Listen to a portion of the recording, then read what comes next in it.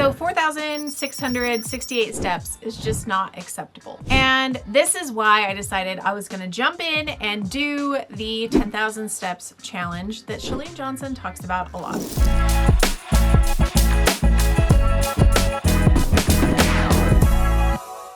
I couldn't just jump in and get started with 10,000 because I was really out of shape. In fact, I want to show you on my app my heart rate. So this was actually something that was an eye-opener to me. I stopped wearing my Apple Watch partway through the year, and so I started back up in May just to kind of gather some data before I did this challenge in June. And my resting heart rate, or my heart range, was 54 to 165 beats per minute. And I actually tend to have a very low heart rate normally, and so this was a little bit more than I was used to. When I started walking in May, I decided I wasn't going to hit 10,000 steps until June, and I was just going to like build up to it. Because I was only doing 3,000 to 4,000 steps a day, I decided to kind of go up to 6,000 for a week or two, and then 8,000, and then I would jump into the 10 just to kind of prep my body with that. And then, so now let me just show you what happened with my heart rate in the month of June.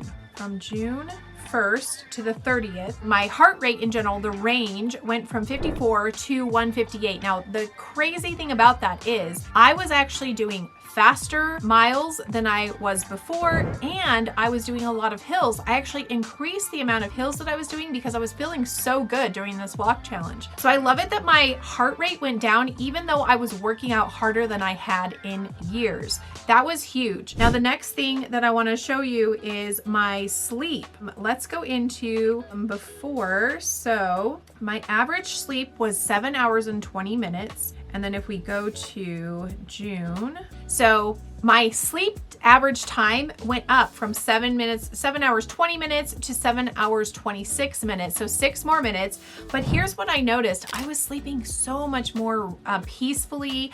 I feel like I woke up refreshed and ready to go. I actually decided to start walking in the mornings, and so I'd wake up and I was excited to go, whereas before I feel like I would wake up sluggish and just like not ready for the day. I don't know if you've ever felt that before. So my sleep improved drastically. Okay, so the next thing I want to show you is just like my steps and the average. So in March it was 4,000, in April it was 3,300, in May it was 6,800, because that's like halfway through the month is when I started walking a little bit more. And then finally in June it turned out to be 10,373 steps on average. So there were a few days in June that you can see that I didn't get that full amount of 10,000 in, but on those days, because I was traveling or we were doing a big event somewhere, I would actually make that up the day before or the day after. So I would do more than 10,000 so I could get that average of 10,000 steps. So all in all, one of the things that I learned through all of this was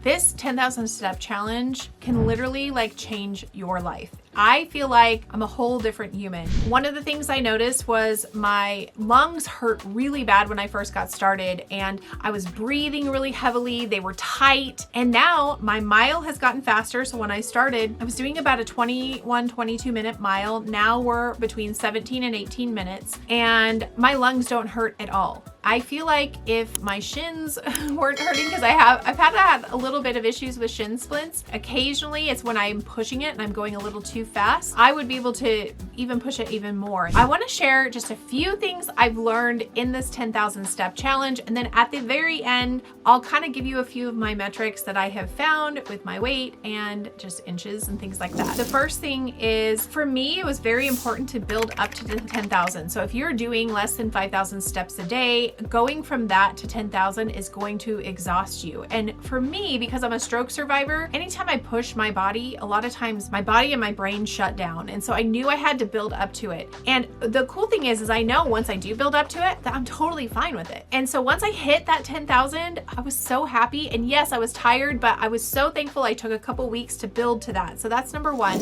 Number two is it's so important to stay hydrated. I have noticed a huge difference when I'm hydrating before my walk versus hydrating after, and I haven't done a lot of hydration before. When I hydrate before, I actually do a faster mile than if I don't hydrate very well. And so just make sure that you're getting that hydration in beforehand. The next thing that I've noticed is just all in all, I feel like I have more energy, which it kind of feels counterintuitive. A lot of times when we start working out, we're like, oh, we're gonna be so exhausted, which yes, we are, but I feel like my stamina throughout the day has been so much better, and it's also brought some clarity with my business. And so I'm so thankful that I jumped in and I started doing this. I think those are the main things that I wanted to share with you. Now, let's get to the results. I'm not really huge on measuring like weight and my body size, but I thought for this one I would. When I got started, I was actually at the highest weight I've ever been in my life, and when I finished, I was 5 pounds lighter. So I know that that doesn't always happen for everybody, but for me, I definitely had some weight that I could let go of, and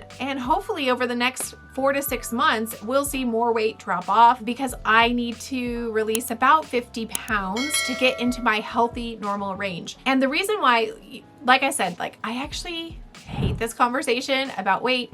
For me, it's very important because of factor 5 Leiden. I'm a double carrier and I need to be in a healthy weight. And so just these last 4 years, as I've been super non-active, let's just put it that way, my weight has slowly crept up, and it's time for it to slowly creep down, hopefully a little bit faster than it crept up, and get into that healthy range. I need to become that athlete that I've always been once again. And so hopefully you'll join me for this journey. And I'm gonna do a couple other videos on hydration this month. So last month it was my 10,000 steps. This next month, I am focusing in on adding in some weights. So just 3 days a week, small, minimal workouts, but I wanna make sure and start getting that muscle. Like I don't wanna bulk up. I'm not trying to say like, I don't wanna get like muscly. I just wanna make sure that I'm taking care of my body and I am building that muscle instead of letting it deteriorate. And so that's the next thing. Just like the 10,000 step challenge, I'm gonna start small, 3 times a week, probably 20 to 30 minutes only. I'm gonna try and keep it so that I'm not like dying afterwards and I feel like I can't do anything. I wanna make sure that I can wake up the next day and continue this, because this is not just like a one and done. For me, this is for the rest of my life. We're to a stage in our lives where our kids, we're empty nesters, they've left, our businesses, we're busy growing them, but we've kind of got our feet under us, and I really need to prioritize health. And so we're gonna do that one. I'm also gonna do a hydration challenge. So you can find those videos in the description or up here. And if you liked this video, in fact, if you're gonna do a 10,000 step challenge, I would love to cheer you on, and go ahead and comment in the comments below. Let me know when you're starting and I will get on and just cheer you on along the way. Super excited to maybe go on this journey with you. Let's do this together. So thanks so much for watching. Give it a thumbs up if you like this video. Go ahead and hit that subscribe button for more health and wellness tips, and we will see you in the next video. Bye.